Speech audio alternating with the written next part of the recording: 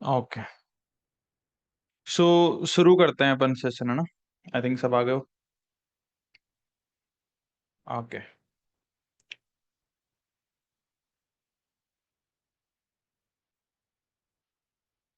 Screen share कैसे नहीं कर सकते यार इसमें क्या? 1 सेकंड। हाँ, कर सकते हैं। ठीक है। ओके।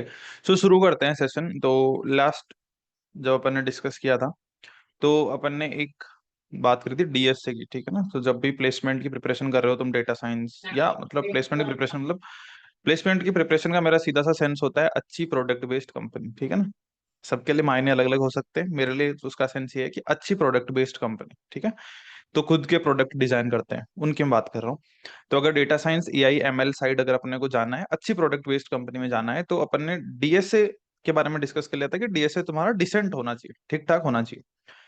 बट उसके साथ, क्योंकि डीएसए तो खैर एक वो तुम्हारा स्टार्टिंग राउंड में चला गया ना, एक मतलब फिल्टर हो गया। उसके बाद जो मेन तुम्हारा, या कई कंपनीज में फिल्टर होगा, कई कंपनीज में एमएलए की कंपनीज में फिल्टर एमएलए के राउंड्स भी हो सकते हैं, ठीक है? वो डिपेंड करता है। बट मोर और लेस ऐसा ही होता है डीएसए, या तो एमएलए के कोडिंग राउंड्स हो गए, या एमएलए का कोई तुम्हें असाइनमेंट दे दिया, ऐसा होगा जब तुम प्लेसमेंट, जब तुम्हारी कंपनी इंटर्न के लिए आएंगी, या जब कंपनीज तुम प्लेसमेंट के लिए बैठोगे, तो कई कंपनियां ऐसी होंगी जो तुम्हें एक असाइनमेंट देंगी कुछ टाइम के अंदर और उसको सोल्व करना होगा, है ना? या ऐसा होगा कि उसमें दो डीएसए के बेसिक क्वेश्चन होंगे, उसके साथ साथ एक तुम्हें डेटा सेट दे रखा होगा, उस पर तुम्हें कुछ प्री प्रोसेसिंग पूछा होगा, या कुछ ना कुछ उस पर मॉडल इंप्लीमेंटेशन तुमसे करवाया होगा। ऐसा होता है कई कंपनियों में होता है डेटा साइंस रोल के लिए ना। फॉर एग्जांपल जूनिपर नेटवर्क्स, तो उसमें यही होता है, ठीक है? कई सारी कंपनीज में ऐसा होता है, ठीक है ना? हाई लैब्स का जो है, हाई लैब्स भी डेटा साइंस रोल के लिए बहुत सारी कंपनीज है ना, नौकरी.com, कई सारी कंपनी जो प्योर डेटा साइंस रोल के लिए हायर करती है, उनकी बता रहा हूँ, ठीक है? तो अब अपन बात करते हैं किस सेक्शन की, मशीन लर्निंग, एआई और डेटा साइंस वाला जो सेक्शन जो अपने को प्रिपेयर करना है, उसकी अपन बात कर लेते हैं, ठीक है? तो मैं अपनी स्क्रीन शेयर कर लेता हूँ यार। ठीक है। देखो वैसे अगर अपन डिस्कस करें तो बहुत मतलब कई चीजें हो जाएंगी कि अगर तुम प्रिपेयर कर रहे हो डेटा इंजीनियर रोल के लिए, डेटा एनालिस्ट के लिए, डेटा साइंटिस्ट के लिए, एमएल इंजीनियर के लिए। बट मैं अभी के लिए तुम्हें ये बोलूंगा कि उन चीजों में अभी मत जाओ, ठीक है ना? तुम एक फुल फ्लेज्ड जो प्रिपरेशन होती है ना, कि यार एक देखो, जैसे मैं तुम्हें फॉर एग्जांपल बताता हूँ, जैसे डेटा इंजीनियर है तो डेटा इंजीनियर का काम SQL databases, data warehousing, उनसे डील करना होता है, मोटा मोटा तुम्हें बता रहा हूँ मैं। जो डेटा एनालिस्ट होता है उसका मैक्सिमम काम, या उसका जो मेन काम है, वो होता है डेटा से इंसाइट लेना और उसको इंटरप्रेट करना, अपनी लैंग्वेज में बताना, वो सारी चीजें हैं, उसको विजुअलाइजेशन करना, वो वहीं तक सीमित है, या थोड़ा बहुत मशीन लर्निंग, ज्यादा नहीं। जो डेटा साइंटिस्ट है ना, एक फुल स्टैक जॉब होती है। फुल स्टैक का मतलब ये है कि ऐसे मान लो उसको थोड़ा एनालिसिस करना भी आना चाहिए, उसको स्टैट्स भी आना चाहिए, उसको थोड़ा एसक्यूएल भी आना चाहिए, उसको थोड़ा डीएसए भी आना चाहिए, थोड़ा सॉफ्टवेयर वाला पार्ट भी आना चाहिए, उसको मशीन लर्निंग के मॉडल बहुत अच्छे से आने चाहिए, मशीन लर्निंग के एल्गोरिदम्स अच्छे से आने चाहिए। कोई एल्गोरिदम उसको आगे जाके फ्यूचर में बनानी हो तो उसके लिए जो रिक्वायर्ड मैथ्स है वो आनी चाहिए, वो एल्गोरिदम का इंप्लीमेंटेशन उसको आना चाहिए, ठीक है? डेटा साइंटिस्ट रोल की मैं बात कर रहा हूँ। वो एक फुल स्टैक जॉब होती है, उसमें हर चीज उसके लिए इंप्लीमेंटेशन वगैरह भी आना चाहिए, वो सारी चीजें, वो तो खैर बाद की बातें हैं, उनमें बाद में अपन डिस्कस करेंगे, ठीक है? मशीन लर्निंग इंजीनियर का जो रोल होता है, वो उसमें स्टेटिस्टिक्स और ये वाला पार्ट इतना नहीं, एनालिसिस वाला पार्ट इतना नहीं आता है। उसमें तुम्हारा मॉडलिंग वगैरह और जो आगे की चीजें हैं वो आ जाती हैं, ठीक है? बाकी मशीन लर्निंग इंजीनियर में भी कई, फिर computer vision engineer, NLP engineer हो गए, तो उनका जो मेन होता है उनमें वही मशीन लर्निंग आनी चाहिए। तुम्हें मशीन लर्निंग के फाउंडेशन क्लियर होने चाहिए, फिर तुम्हें न्यूरल नेटवर्क्स के बारे में पता होना चाहिए, तुम्हें सीएनएन आर्किटेक्चर के बारे में पता होना चाहिए, तुम्हें आरएनएन पता होना चाहिए, एलएसटीएम पता होना चाहिए, तुम्हें एनकोडर आना चाहिए, डिकोडर, ट्रांसफॉर्मर आर्किटेक्चर पता होना चाहिए। ये सारी चीजें होती हैं, ठीक है? तो मैं एक बार मोटा मोटा लिख देता हूं ताकि तुम्हें एक आइडिया अभी से पता लग जाए कि यार मुझे अगर अच्छी कंपनी में जाना है ना, तो मुझे क्या प्रिपरेशन रखनी है। और मैं तुम्हें हमेशा बोलूंगा कि तुम डेटा साइंस और एआई को बस ऐसे देखो कि मुझे डेटा साइंटिस्ट रोल की प्रिपरेशन करनी है, क्योंकि अगर तुम डेटा साइंटिस्ट रोल की प्रिपरेशन करोगे ना, तो तुम फुल स्टैक पूरा तैयार हो गए, है ना? तुम ऐसा नहीं कर सकते मुझे डेटा इंजीनियर जाता है, इतनी कंपनियां नहीं आएंगी डेटा इंजीनियर रोल की, है ना? तो तुम बहुत लिमिटेड हो गए, ऐसा कभी नहीं करना है। हमेशा डेटा साइंटिस्ट, क्योंकि ये रोल भी आपस में एक्सपीरियंस के साथ भी लोग स्विच करते रहते हैं आपस में इन रोल्स के अंदर। तो तुम्हें हमेशा फुल स्टैक तैयार रहना है, जो अभी भी कॉलेज में जा रहे हैं या जो प्लेसमेंट की प्रिपरेशन कर रहे हैं, तुम्हें फुल स्टैक प्रिपरेशन करनी है डेटा साइंटिस्ट रोल की, ये समझ लो बात, ठीक है ना? आई थिंक इसमें तो कोई किसी को डाउट नहीं है। अरे बताओ यार, इसमें तो किसी को डाउट नहीं है ना? तुम्हें प्रिपरेशन करनी है डेटा साइंटिस्ट रोल की, क्लियर? ये क्लियर रखो। तो इसमें डेटा साइंस में तुम्हें फिर अभी से डोमेन डिसाइड नहीं करना कि मुझे ये वाला जाना है, मुझे ये तैयार करना है, नहीं। तुम्हें फुल स्टैक डेटा साइंटिस्ट की प्रिपरेशन करनी है। फुल स्टैक तुम तैयार रहोगे, कॉन्फिडेंट रहोगे, कोई भी कंपनी में कैसी भी रिक्वायरमेंट होगी अंदर के अंदर वो हैंडल कर लेंगे उस हिसाब से, ठीक है ना? ये वाली कहानी। Okay, cool. सो मैं थोड़ा सा लिख देता हूँ यहाँ पे ना। डेटा साइंटिस्ट की ही बात कर लेते हैं अपन। तो डेटा साइंटिस्ट का जो रोल है, तो उसमें तुम्हारी मतलब एनालिटिकल स्किल थोड़ी, मतलब बहुत ज्यादा नहीं, एनालिसिस बहुत ज्यादा नहीं, बहुत ज्यादा एनालिसिस पे फोकस नहीं होता। तुम्हारी स्टेट्स अच्छी होनी चाहिए यार। स्टेट्स पूछेंगे तुमसे, ठीक है ना, स्टेट्स तुमसे पूछेंगे, तुमसे एसक्यूएल भी पूछ सकते हैं, कई कंपनी तुमसे एसक्यूएल ही पूछेंगे। उसके बाद आते हैं अपने मशीन लर्निंग मॉडल्स, ठीक है, मशीन लर्निंग मॉडलिंग, ये तो आनी ही चाहिए भाई, है ना। मशीन लर्निंग मॉडलिंग आनी ही चाहिए, मतलब ये तो है ही, कोर है, तो ये तो बहुत अच्छे से इम्प्लीमेंटेशन तुम्हें आना चाहिए हर एक एल्गोरिदम का। सिर्फ तुम्हें मतलब अगर अच्छी कंपनी को टारगेट कर रहे हो तो साइकिट लर्न या जो तुम्हारा पाइटोर्च टेंसर फ्लो है वो इम्प्लीमेंटेशन मत देखो, हर एल्गोरिदम को स्क्रैच से भी इम्प्लीमेंट करो, क्योंकि फ्यूचर में जाके तुम अगर कंपनी में काम करोगे, वहां कंपनी में रिक्वायरमेंट होगी, कई नई एल्गोरिदम तुम्हें डिजाइन करनी है, या जो एग्जिस्टिंग एल्गोरिदम है उसको इंप्रूव करना है, तो वहां थोड़ी लाइब्रेरी लगा दोगे तुम, वहां तुम्हें स्क्रैच से कोड लिखना पड़ेगा। समझ रहे हो बात? तो इसलिए हर एल्गोरिदम का स्क्रैच से कोड लिखना बहुत इंपॉर्टेंट है, उसको समझना, स्क्रैच से इंप्लीमेंट करना बहुत इंपॉर्टेंट है। ये समझो बात, साइकिट लर्न और तुम पाइटोर्च और ये कुछ भी कर लो, बट अगर अच्छी कंपनी टारगेट कर रहे हो, और ये रिक्वायरमेंट कंपनी की भी है, जो बता रहा हूँ ना तुम्हें रिक्वायरमेंट, कि तुम्हें स्क्रैच से कई बार कोड लिखना पड़ सकता है, जहां पे तुम कोई एल्गोरिदम में कुछ वेरिएशन कर रहे हो, कुछ नया चेंज कर रहे हो, है ना, थोड़ा बहुत हो सकता है कि डेटा सेट के हिसाब से प्रॉब्लम स्पेसिफिक थोड़ा बहुत एल्गोरिदम में तुम चेंज करते हो, तो उसके लिए तुम्हें क्या करना पड़ेगा, स्क्रैच से इंप्लीमेंट करनी पड़ेगी ना, एक बार पता होना चाहिए तुम्हें इम्प्लीमेंटेशन को, है कि नहीं बात? तो ये वाली चीज क्लियर होनी चाहिए। तो ये जो रिक्वायरमेंट है ना, कंपनी को समझ में भी आती है, तो जब वो इंटरव्यू लेते हैं, या जो इंटरव्यू राउंड्स होते हैं तुम्हारे, या टेस्ट होते हैं, तो वो चीज टेस्ट कर लेते हैं वो, है ना, इंप्लीमेंट तुम्हें स्क्रैच से करवा लेंगे वो, ठीक है ना, कोड तुमसे लिखवा लेंगे, या मैं ऐसे बोलूंगा कि जैसे कोई एल्गोरिथम कैसा हो सकता है कोड तुमसे ना लिखवाए, बट उसमें कुछ वेरिएशन करके भी कोड लिखवा लेंगे, वो तुम्हारा एनालिटिकल स्किल चेक करेंगे, उस एल्गोरिथम का डेप्थ चेक करेंगे तुम्हारी, ठीक है ना, ये बात है। तो इसलिए स्क्रैच से इंप्लीमेंट करना हर एल्गोरिथम को बहुत इंपॉर्टेंट है, ठीक है, मेन मेन एल्गोरिथम को, हर एल्गोरिथम तो नहीं बोलना चाहिए, मेन मेन एल्गोरिथम को, ठीक है। ओके, सो ये वाली चीज हो गई। तो मशीन लर्निंग मॉडलिंग, इसके अंदर तुम्हें मतलब क्लासिकल मशीन लर्निंग कॉन्सेप्ट, एक चीज मैं तुम्हें बताऊं, है ना, बहुत सारे स्टूडेंट्स को ऐसा लगता होगा कि डीप लर्निंग की चीजें आती हैं बहुत सारा ना, एलएलएम जनरेटिव एआई हम पढ़ लें, वो रूट, अगर तुम्हें जनरेटिव एआई इंजीनियर भी अच्छा बनना, एलएलएम इंजीनियर, एनएलपी इंजीनियर भी अच्छा बनना ना, रूट यही फॉलो करना पड़ेगा। तुम्हें मैथ्स आनी पड़ेगी, स्टेट्स आना पड़ेगा, तुम्हें machine learning, classical machine learning concept ही आएंगे भाई वहां पे, बायस, वेरिएंस, ओवरफिटिंग, अंडरफिटिंग, ये एल्गोरिथम। और जो मैं तुम्हें बताऊं इंटरव्यू के अंदर ना, वो अगर तुम डीप लर्निंग बताओगे, इतना कुछ नहीं पूछेंगे डीप लर्निंग में, क्योंकि deep learning algorithm as a black box use होती हैं जनरली, क्योंकि उसमें डीप लर्निंग के एल्गोरिदम्स में ना तुम फीचर इंजीनियरिंग नहीं कर सकते, हाँ फीचर थोड़ी बनाओगे तुम, क्लासिकल मशीन लर्निंग में फीचर डिजाइन करते हो, इसलिए क्लासिकल मशीन लर्निंग इंटरव्यूज में ज्यादा कराई जाती है डेटा साइंटिस्ट रोल के लिए, ठीक है ना, उसका एक रीजन ये भी है क्योंकि फाउंडेशन है तुम्हारा। तो क्लासिकल मशीन लर्निंग को कभी भी पास नहीं करना है, उसके ऊपर अपने को चीजें करनी है, ठीक है। तो इसमें क्लासिकल मशीन लर्निंग हो गया, क्लासिकल मशीन लर्निंग मतलब तुम्हारा डायमेंशनलिटी रिडक्शन और क्लस्टरिंग, अनसुपरवाइज सुपरवाइज वाली बात मैंने बता दी, ठीक है।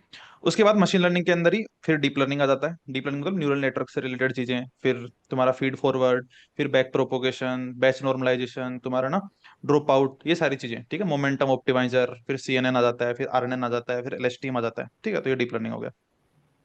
उसके बाद मतलब तुम्हें एनकोडर, डिकोडर, ट्रांसफॉर्मर, ठीक है, इतना तुम्हें प्रिपेयर करना पड़ेगा भाई,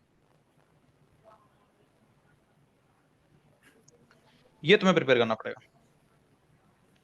समझ रहे हो बात? हाँ, उसको कैसे प्रिपेयर करना है, क्या रिक्वायरमेंट होगी, वो डिस्कशन अपन अभी करेंगे, बट तुम्हें ये क्लियरिटी होनी चाहिए कि ये चीजें मेरे को अच्छे से प्रिपेयर करनी पड़ेंगी। अब अच्छे से प्रिपेयर करने का सेंस क्या है वो अपन समझेंगे, ठीक है। ओके, सो थोड़ा चैट टाइम बताते रहो भाई, चीजें क्लियर है या नहीं है, ठीक है, तो मेरे को पता लग जाएगा तुम सुन रहे हो कि नहीं सुन रहे हो, मुझे कुछ नहीं पता चलता नहीं तो, ठीक है ना। ये बात है, ठीक है। अच्छा, किसी मतलब कई बार ऐसा लग सकता है स्टूडेंट को कि बहुत कई बार कंपनीज में रिक्वायरमेंट ना एलएलएम या जनरेटिव एआई इंजीनियर के आते हैं, तो अपन इसको स्किप कर लेते हैं, एक जनरेटिव एआई का कोर्स कर लेते हैं, वो कभी नहीं करना। नहीं तो तुम क्या करोगे, उन कोर्सेज के अंदर प्रॉम्प्ट इंजीनियरिंग सीखोगे कि कैसे प्रॉम्प्ट देते हैं, वो तो 10th क्लास का स्टूडेंट भी कर सकता है यार, 10th पास भी कर सकता है, 12th पास भी कर सकता है, तुम्हारी रिक्वायरमेंट क्या है उसमें। तुम जब तक उसमें एक हार्ड स्किल ऐड नहीं करोगे ना, तब तक तुम्हारी क्वालिफिकेशन का कोई सेंस ही नहीं है। और वो हार्ड स्किल कैसे आएगी, फाउंडेशन बनाने से आएगी। समझ रहे हो बात? तो डायरेक्ट ऐसे किसी कोर्स, कोई तुमने बूट कैंप लिया डायरेक्ट जनरेटिव एआई सीखेंगे, ये कभी नहीं करना है, कभी नहीं करना है ये, ठीक है। क्योंकि ऐसे बबल बनते रहते हैं, जनरेटिव एआई आएगा फिर कोई नई चीज आ जाएगी, ये आते रहते हैं 2-3 साल, 2-3 साल के अंदर, बट जो फाउंडेशन है फाउंडेशन रहता है, तो कुछ भी नया आएगा तुम अडेप्ट कर जाओगे, जिसको इतना आता होगा उसको 10 दिन भी नहीं लगे होंगे जनरेटिव एआई में घुसने में, इतना आता होगा उसको। समझ रहे हो ना बात? तो ये वाली बात है, फाउंडेशन यही रहने वाला है। तो ये फाउंडेशन है। ओके, सो आई होप चीजें क्लियर है। तो मैंने एक तुम्हें ना काफी चीजें बता दी हैं। ओके, सो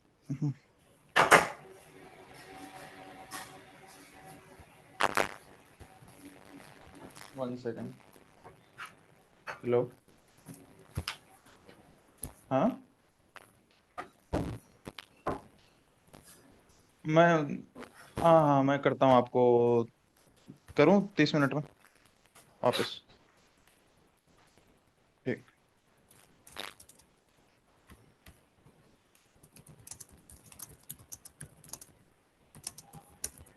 माइक बंद कर लो यार दानिश।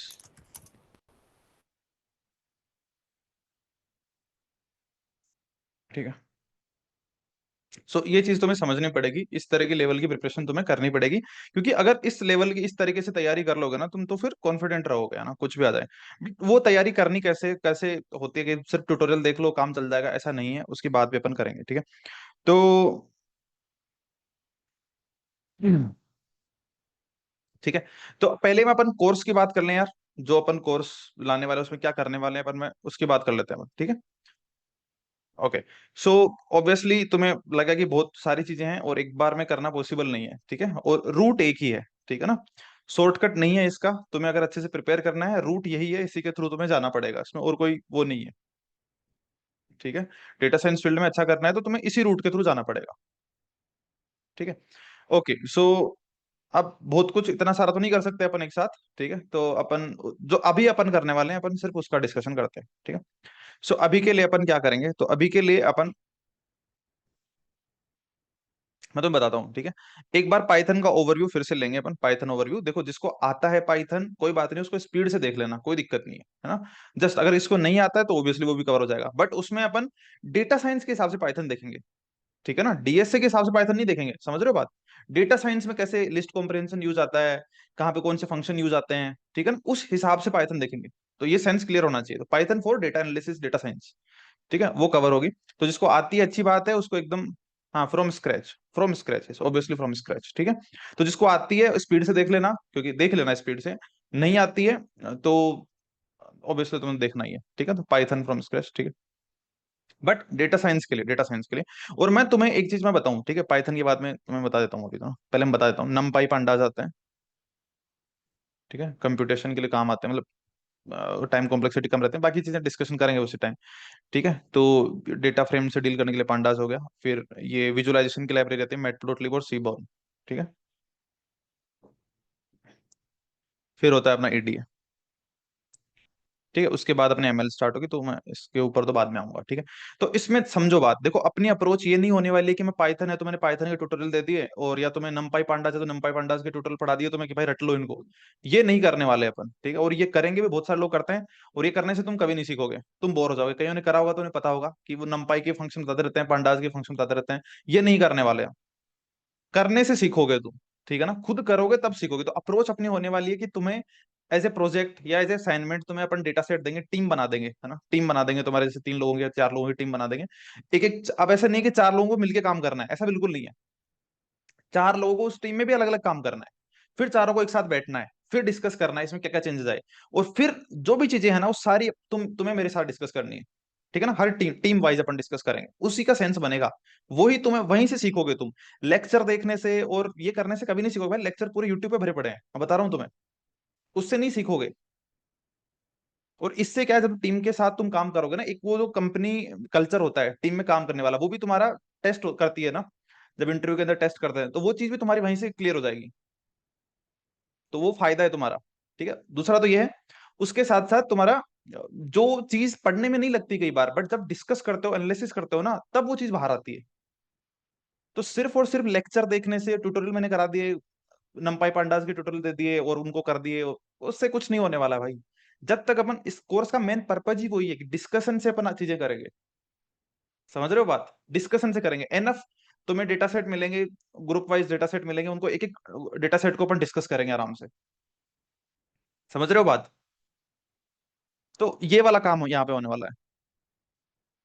ठीक है। अच्छा एक चीज मैं और बता दूं, अब देखो एक चीज और ध्यान रखनी है अपने को, अप्रोच जब अपन पढ़ रहे हैं तो अपने को ऐसा नहीं कि पाइथन में अपने को पीएचडी करनी है, ये बिल्कुल नहीं करना है। Python as a tool use करना है, ये समझो बात, दोनों में डिफरेंस होता है। पाइथन में पीएचडी करनी है, Python as a tool use करना है, पाइथन अपने को एज ए टूल यूज करना है। इसमें पीएचडी नहीं करनी है अपने को, जैसी जैसी रिक्वायरमेंट आएगी वैसे वैसे सीखते रहेंगे अपन। अब नंपाई पांडा से, तो नंपाई में ऐसे नहीं मैं तुम्हें 2 घंटे का लेक्चर करवा दूंगा कि भाई 2 घंटे के अंदर ये सारे रट लो, ये नहीं करने वाले अपन, उसका कोई सेंस ही नहीं है, तुम याद ही नहीं रख पाओगे, 1 घंटे बाद ही भूल जाओगे अगर याद कर लोगे तो। मैं तुम्हें सिर्फ लिमिटेड बताऊंगा कि भाई ये हैं जो फ्रीक्वेंट यूज आते हैं, पांडाज में ये हैं जो फ्रीक्वेंट यूज आते हैं, जो अपने को ध्यान रखने हैं। उसके अलावा अगर वो भी भूल गए अपन तो गूगल सर्च कर लेंगे, कोई दिक्कत नहीं है। रटने रटने रटना नहीं सीख रहे हैं अपन यहाँ से, ये समझो। ठीक है ना, रटना नहीं सीख रहे हैं कि नंपाई के फंक्शन बता दूंगा रट लेंगे काम चल जाएगा अपना प्लेसमेंट हो जाएगा, ये नहीं है, ये चाहिए भी नहीं किसी को। वो तो सर्च कर लेना तुम, उससे लेना था। अपन एनालिसिस सीखेंगे यहाँ पे, ईडीए करेंगे ना, एनालिसिस सीखेंगे। ठीक है, उसमें टाइम इन्वेस्ट करेंगे। पर जो एनालिसिस है उसमें बहुत ज्यादा भी अपन डेप्थ में नहीं जाएंगे। उसका रीजन है, बहुत ज्यादा डेप्थ में चले जाएंगे तो वो थोड़ा सा डेटा एनालिस्ट रोल की तरफ चला जाता है। डेटा एनालिस्ट का जो काम है ना यही है, मतलब इतना ही कहानी खत्म हो जाती है डेटा एनालिस्ट की। डेटा एनालिस्ट की कहानी यहीं पे खत्म हो जाती है। पर अपने को as a overall full stack data scientist के लिए प्रिपरेशन करना है तो अपन ईडीए के अंदर करेंगे ईडीए, बट उसमें क्योंकि अपने को पता है इंटरव्यूज में क्या पूछा जाता है, बहुत ज्यादा ईडीए नहीं पूछेंगे, बेसिक ईडीए पूछेंगे, तो अपन बेसिक से थोड़ा नेक्स्ट लेवल चल के करेंगे। ठीक है, बट उसी के अंदर अपन टाइम इन्वेस्ट करते हैं बहुत ज्यादा, जो अपने लिए पूछा ही नहीं जाएगा, अभी काम ही नहीं आएगा, तो वो अपन नहीं करेंगे। तो जो रिक्वायरमेंट है ना वो सिर्फ रिक्वायरमेंट अपन फुलफिल करेंगे और नेक्स्ट लेवल से रिक्वायरमेंट फुलफिल करेंगे। ठीक है ना? इतनी रिक्वायरमेंट चाहिए तो अपन इतनी करेंगे फुलफिल। ठीक है, ये वाली कहानी होने वाली है। समझ रहे हो बात? ओके, उसके बाद अपन एमएल एल्गोरिथम्स पे आएंगे। ठीक है, अब एमएल एल्गोरिथम्स का ऐसा मतलब नहीं है कि मैं तुम्हें एक एल्गोरिथम पढ़ाऊंगा, फिर एल्गोरिथम के बाद में बस एक साइकिट लर्न का कोड दे दिया और हो गया। ऐसा नहीं है। लगभग हर एल्गोरिथम को अपन स्क्रैच से इंप्लीमेंट करेंगे, स्क्रैच से, वो इंपॉर्टेंट है करना। और उसका मतलब ये नहीं है कि मैंने हर एल्गोरिथम का तुम्हें कोड दे दिया कि बस ये कोड है रट लो उसको, ये नहीं करना है। उससे लर्निंग तुम्हारी कुछ होगी ही नहीं।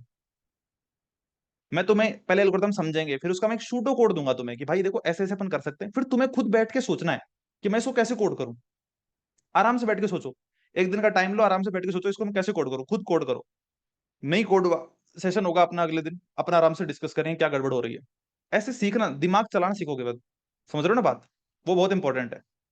रटे रटाए कोड तुम्हें कई मिल जाएंगे यार, लीनियर रिग्रेशन के स्क्रैच से भी कोड मिल जाएंगे तुम्हें बहुत सारे। उसका सेंस नहीं है। अपना जो लर्निंग प्रोसेस है ना वो बेटर होना चाहिए, सीखने में मजा आए, इंटरेस्टिंग रहे चीजें, और लंबे टाइम तक ध्यान रहे। समझ रहे हो बात? तो ये कहानी होने वाली है।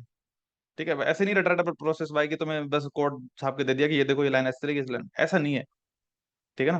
तो तुम्हारी वो जो प्रोग्रामिंग एप्टीट्यूड है वो कैसे बाहर आएगा, वो कैसे मतलब और बेटर होगा, जब तुम खुद एक बार उसको ट्राई करोगे। समझ रहे हो? तो एक बार खुद ट्राई करोगे, शूडो कोड अपन देंगे, फिर उसके बाद अपन उसको डिस्कस करेंगे, वो बेटर रहेगा। समझ रहे हो बात? ये बात है। बाकी जो तुम्हें डेटा सेट देंगे उसके ऊपर एल्गोरिथम तुम्हें लगानी है। डेटा सेट देंगे तो स्टार्टिंग में एक दो डेटा सेट दे देंगे, उन्हीं के ऊपर तुम जो भी एल्गोरिथम अपन पढ़ते जाएंगे वो लगाते रहेंगे। फिर और एल्गोरिथम लगाएंगे, फिर उनको कंपेयर करते रहेंगे, जो भी सारी चीजें वो होती रहेंगी। ठीक है, तो ये मशीन लर्निंग के अंदर कहानी होगी, और स्क्रैच से इंप्लीमेंट करेंगे। इसमें टाइम लगेगा भाई, मैं तुम्हें अभी बता देता हूँ, टाइम लगेगा। ठीक है, टाइम लगेगा। ठीक है, और ये बहुत इंपॉर्टेंट है भाई, ये इन्वेस्ट करना बहुत जरूरी है। मतलब तुम्हें जो हैंड्स ऑन करवाया जाएगा ना, इंटरव्यू राउंड्स में जो हैंड्स ऑन कराया जाएगा, most likely classical machine learning होगी। Most likely classical machine learning ही होगी। हैंड्स ऑन पाइटोर्स वगैरह के उनके हैंड्स ऑन नहीं कराए जाते। हाँ, हो सकता है तुमसे फीड फॉरवर्ड न्यूरल नेटवर्क तुमसे इंप्लीमेंट करवा दे। ठीक है, तो हाँ, तो अब मैं तुम्हें बता रहा हूँ अपन क्या करेंगे, बता रहा हूँ। एमएल जो है, एमएल के अंदर पूरा क्लासिकल एमएल अपन कवर करेंगे, बट उसके साथ सिर्फ क्लासिकल एमएल ही नहीं करेंगे इस बार, क्योंकि पिछली बार सिर्फ अपन क्लासिकल तक कर रहे थे। इस बार अपन जो फीड फॉरवर्ड न्यूरल नेटवर्क है, परसेप्ट्रॉन है, उसमें टाइम इन्वेस्ट, मतलब उसमें टाइम लगने वाला है उसको स्क्रेच से इंप्लीमेंट करने में। वो एक एक चीज, बैच नॉर्मलाइजेशन हो गया, ड्रॉप आउट हो गया, एक एक चीज इंप्लीमेंट करके देखेंगे पाइटोर में, तुम्हें बताऊंगा। ठीक है ना? ये है, तो दो चीजें होने वाली हैं, क्लासिकल एमएल के अंदर अपन स्क्रेच से भी करेंगे मोस्ट ऑफ द एल्गोरिथम्स, और साइकिट लर्न से भी करेंगे, ये पता होना चाहिए। ठीक है, बट उनको रटना नहीं है, मैं तुम्हें बता दूंगा कि भाई ये वाली चीजें हैं तुम यहाँ सर्च कर सकते हो बस। ठीक है ना, मेन चीज अपने को अंडरस्टैंडिंग होनी चाहिए उसकी। जो डीप लर्निंग वाला पार्ट है, डीप लर्निंग वाले के अंदर तुम्हें अच्छा फाउंडेशन दे देंगे। अच्छा फाउंडेशन का मतलब ये है कि फीड फॉरवर्ड हो गया, परसेप्ट्रॉन हो गया, बैक प्रोपोगेशन हो गया, बैक प्रोपोगेशन में कोड हो गए, उसमें मतलब टाइम टेकिंग वाली चीज है वो, ना टाइम लेने वाली चीज है। वो फिर बैच नॉर्मलाइजेशन कैसे करते हैं, फिर इसमें ड्रॉप आउट कैसे लगाते हैं, वो सारी चीजें अपन करेंगे। कैसे एक सिंपल डेटा सेट लेके उसके ऊपर कैसे अपन स्क्रैच से स्क्रैच पाइथन मतलब बेसिक पाइथन के अंदर अपन कैसे इंप्लीमेंट कर सकते हैं एक न्यूरल नेटवर्क को, वो सारी चीजें अपन करेंगे, ठीक है। क्योंकि ये इंपॉर्टेंट है, ये करवाते हैं, इसलिए मैं बता रहा हूँ, ये कंपनीज में करवाते हैं। न्यूरल नेटवर्क, एक बेसिक न्यूरल नेटवर्क तुमसे इंप्लीमेंट करवा लेंगे, तो ये यहाँ तक की कहानी होने वाली है, ठीक है। सो आई होप चीजें क्लियर हैं। और मैं तुम्हें एक बात बताऊंगा ना, देखो, जो भी टाइम है अभी, जिस भी स्टेट में तुम हो, एमटेक में हो नहीं हो, या जो भी है प्रिपरेशन कर रहे हो साइड में, 2-3 महीने का टाइम इसमें लगेगा, है ना। कोडिंग में हो सकता है कि थोड़ा सा टाइम और एक्सटेंड हो जाए, ठीक है। बट 2-3 महीने तुम्हारे ऐसे चले जाएंगे। कॉलेज में भी अगर ना हो, अगर तुम मान लो एमटेक भी कर रहे हो इस साल, तो 2-3 महीने तुम्हारे ऐसे चले जाएंगे। और अगर ये कोर्स तुम्हारा हो गया, मतलब ये कोर्स तो नहीं कहूंगा, इसको साथ साथ अपन साथ में ही सीख रहे हैं इन चीजों को, ठीक है। तो उस तरीके की लर्निंग है ये अपना। अगर हो जाता है 2-3 महीने में, तो इस कोर्स के बाद तुम, मतलब तुम्हें ऐसे नहीं लगेगा कि कोई हैकाथॉन आ रही है कॉलेज में, मतलब कोई हैकाथॉन आ रही है या कोई प्रोजेक्ट तुम्हें बनाना है, तो तुम्हें सोचना पड़ेगा कि यार ये मुझे पढ़ना पड़ेगा, ये फाउंडेशन मुझे नहीं पता। या कोई कंपनी का इंटरव्यू आ गया, तुम्हें बैठना पड़ेगा कि यार ये चीज तो मुझे नहीं पता, ये नहीं रहेगा। उसमें तुम फुल कॉन्फिडेंट रहोगे कि आने तो इंटरव्यू, कोई दिक्कत नहीं है। समझ रहे हो बात। तो जो मैक्सिमम पोर्शन है ना, जिस जो अपने को कवर करना है, वो अपन कवर कर देंगे। मैक्सिमम तो नहीं बोलूंगा, इसके बाद भी पोर्शन है, इसके बाद भी है चीजें।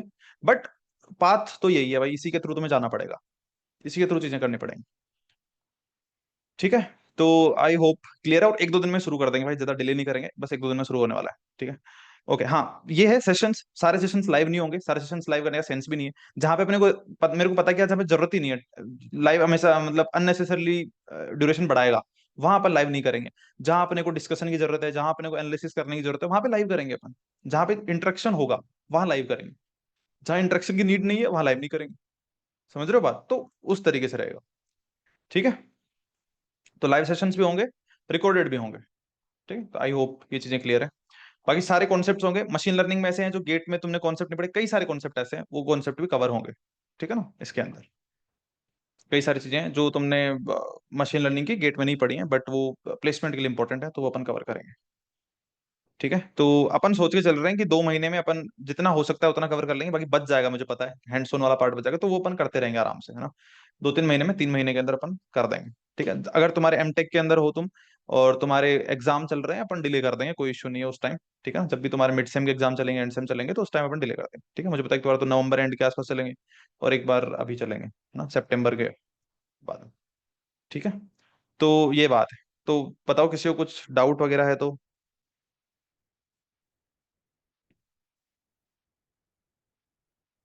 हाँ हाँ, वो अभी देखो दानिश ने बोला है सब थोड़ा थोड़ा पढ़ा हुआ है, बट जब वो इस तरीके से नहीं होगा, एक फुल प्रोसेस के थ्रू तुम जाओगे ना, कि कोई कॉर्नर छूट ना जाए, वो करके चलो, ठीक है।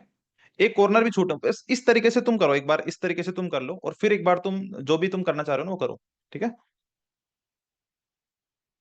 जो भी है, कोई भी क्लासिकल मशीन लर्निंग की जब तुम जाओगे, क्वालकॉम की होंगी, या और भी जो पिरामल फाइनेंस वगैरह की, जिसमें हमारे टाइम पे हुई थी, तो कई सारे हैकाथन होंगे, क्लासिकल मशीन लर्निंग के प्रोजेक्ट होते हैं। क्योंकि क्लासिकल मशीन लर्निंग इसलिए हैकाथन में ज्यादा दी जाती है, क्योंकि वहां पे तुम फीचर इंजीनियरिंग करते हो। डीप लर्निंग में फीचर इंजीनियरिंग नहीं होती है, वो नहीं देंगे तुम्हें। उसमें तो कोड रन होने में कितना टाइम लगता है, बड़े बड़े डेटा सेट के ऊपर। वहां पे तो बेसिक तुम्हें एमएनएसटी डेटा सेट दे दिया, उसमें सीएनएन लगा दो, उसमें ये लगा दो, बस इतना देंगे, उससे ज्यादा नहीं देंगे। बट क्लासिकल मशीन लर्निंग के हैकाथन उसमें ज्यादा होंगे, ये मैं तुम्हें बता दूं, ठीक है। तो ये क्लियर है सबको। और क्लासिकल मशीन लर्निंग फाउंडेशन है भाई, इसको स्किप नहीं कर सकते तुम, इसको स्किप नहीं कर सकते, ठीक है, फाउंडेशन है, ये वाली बात है। Okay, cool. सो इस तरह की अप्रोच रहने वाली है, जितनी रिक्वायरमेंट प्लेसमेंट में होगी उससे नेक्स्ट लेवल चलेंगे अपन। वो तुम्हें पता ही है, मशीन लर्निंग तुमने पढ़ी है तो समझ जाओ फिर, है ना, मैथ्स तुम्हें पढ़ी है, तो वही वाली बात है, ठीक है ना। उसमें तो मुझे कुछ ज्यादा बताने की जरूरत है नहीं, क्या होने वाला है, ठीक है। सो उसमें तो तुम ट्रस्ट ही कर सकते हो भाई, ये वाली बात है, वो तो करोगे तब तुम पता चलेगा। कूल।